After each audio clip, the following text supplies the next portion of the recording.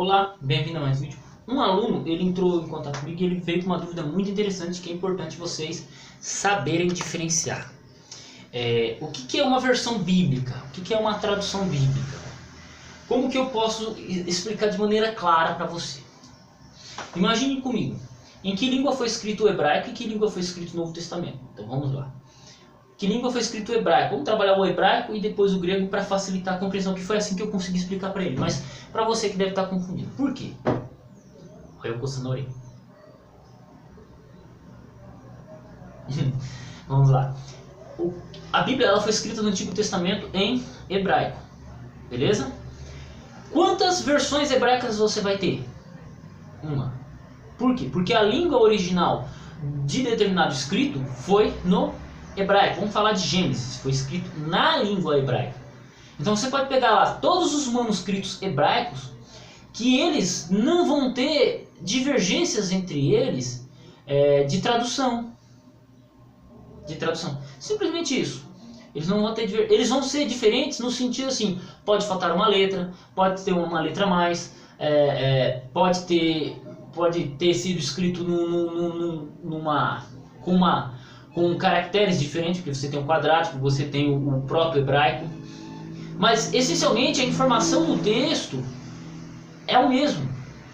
Você só vai ter adição e omissão, ou até troca de ordem, né, em alguns contextos no grego, mas no hebraico você não tem isso. Tá? Então você tem isso aí, beleza? Então, só que quando você sai do hebraico e você vai para o grego, por exemplo, Septuaginta, você vai para Septuaginta. Eu vou abrir o livro de Daniel aqui para vocês, que é o último livro da Septuaginta. Na Septuaginta, o último livro é Daniel. E eu vou dizer uma coisa muito interessante. Olha que interessante, o livro de Daniel. Olha que interessante para ajudar vocês a compreenderem o que eu quero explanar aqui. Preste atenção numa coisa muito legal. Olha aqui. Na Septuaginta você tem dois livros de Daniel. Você tem um na versão com um símbolo aqui, que é o Sinaíticos, eu acho, e outro com o símbolo teta.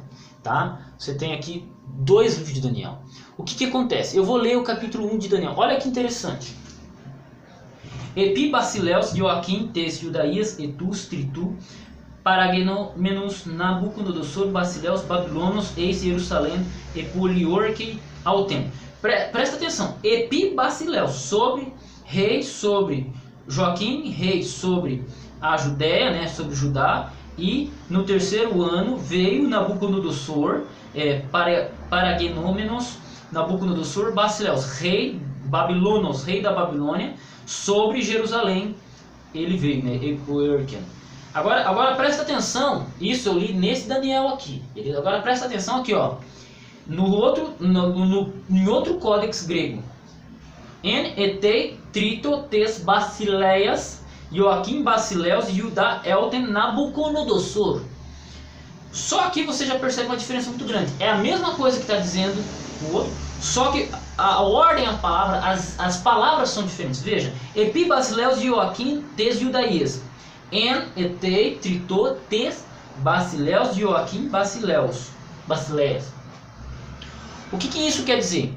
Que a Septuaginta ela é uma tradução do hebraico. Porque você tem a frase totalmente diferente, construída totalmente diferente num manuscrito e no outro. Isso não ocorre com o texto hebraico. Por quê? Porque a versão é hebraica. Então você tem uma versão hebraica e temos pelo menos duas versões gregas. Então a Septuaginta ela é uma versão grega, tá? E dentro dela você tem várias versões, várias traduções. Mas o hebraico você só tem apenas uma. Eu peguei o exemplo do livro de Daniel, mas no livro de Juízes isso ocorre, algumas passagens de Samuel, por aí vai. Isso eu estou pegando a Septuaginta. Quando você sai disso, você vai para a versão aramaica, a mesma coisa. A versão aramaica, elas são, às vezes nem é tradução, é a explicação do verso em hebraico. Tá? Beleza? Quando você chega no Novo Testamento, agora deixo o Antigo Testamento como introdução e vamos para o Novo Testamento. O Novo Testamento, ele foi escrito em grego.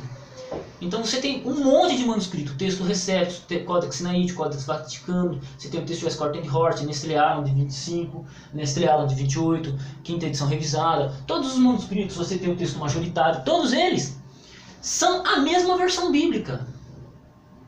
São a mesma versão bíblica. Porque o grego você tem uma versão só. Só que essas versões elas têm diferenças. Às vezes tem uma omissão de palavra, troca de letra, que isso muda o significado na tradução. Mas no texto grego em si você presta atenção. Um eta trocado por um iota, um verso inteiro que some, uma passagem inteira que some. Então você tem apenas uma versão grega. Só que quando você sai do grego, você vai para o latim, adivinha, você tem 8.000 traduções diferentes da Vulgata Latina, das versões latinas. Mais ou menos umas 400 versões copta. Você tem também milhares de traduções, assim, que é absurdo. Você vem para o português, pega do grego e traduz para o português, você tem várias traduções. Você tem Corrigida Fiel, você tem a Nova Versão Internacional, Bíblia de Jerusalém, Nova Tradução em Linguagem de Hoje, Bíblia Viva, né, Bíblia Ave Maria. Tipo, a Bíblia Ave Maria foi baseada no latim, mas vamos pegar ela com uma versão em português. Você pega essas 6 versões e compara elas. Você vai ver que tem diferenças enormes de palavras, de vocabulário enorme. Só que quando você sai disso e você vai para o grego, você tem apenas uma versão grega. Enquanto que você tem 6, 7 versões. Eu mencionei 6 ou 7 versões aqui em português. Nós temos mais de 200 versões em português praticamente. Você vai para o inglês, quase mais de 300 versões em inglês. Eu estava vendo ontem, são mais ou menos umas 30 ou 40 versões em francês. Sendo mais usada a Bíblia Lois II. E assim, então, o que é versão? Versão é uma tradução. Só que no grego você não tem várias traduções, você tem apenas um estilo. Por quê? Porque o Novo Testamento foi escrito em grego. No hebraico, no Antigo Testamento, você só tem uma versão no hebraico. Só que quando você sai das suas línguas originais e parte para as traduções, o que acontece? Você tem várias traduções, várias versões. Né? Então é interessante essa observação. Então assim, não devemos confundir chamar texto Receptus de tradução, texto majoritário de tradução, o Escort and Hort de tradução, ou o manuscrito sinaítico de tradução. Não, porque eles estão na língua original, eles são apenas uma versão, com variantes e diferenças de variação.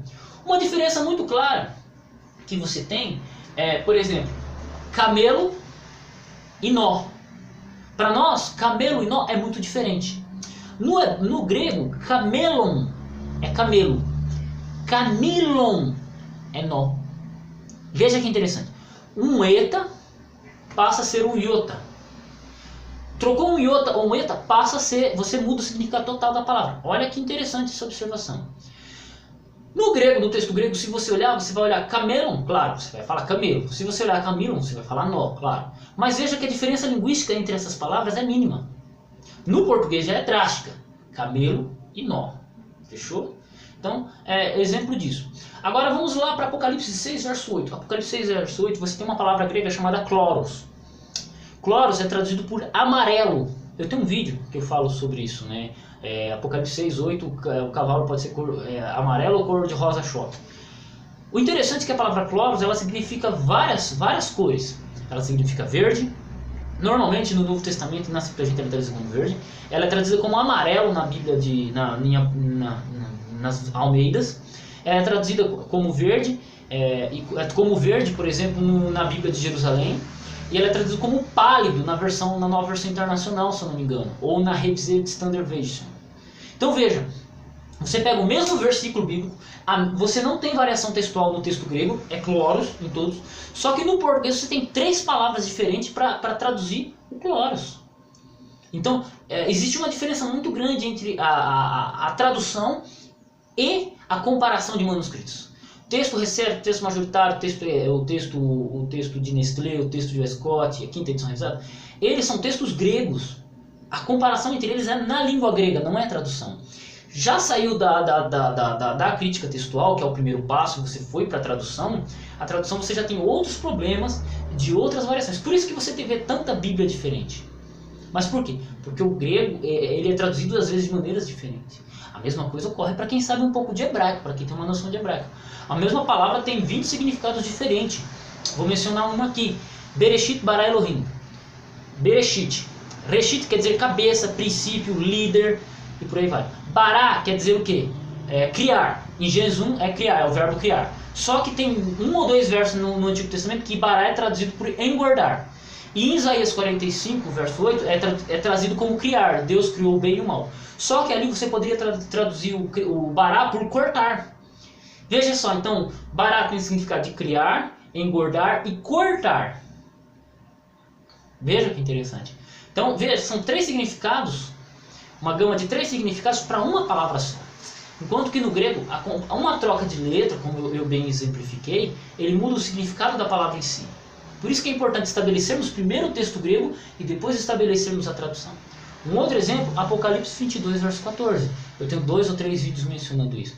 Apocalipse 22, verso 14, você tem estolas, que quer dizer veste. Mas você também tem uma variante textual que é entolas, que quer dizer mandamento.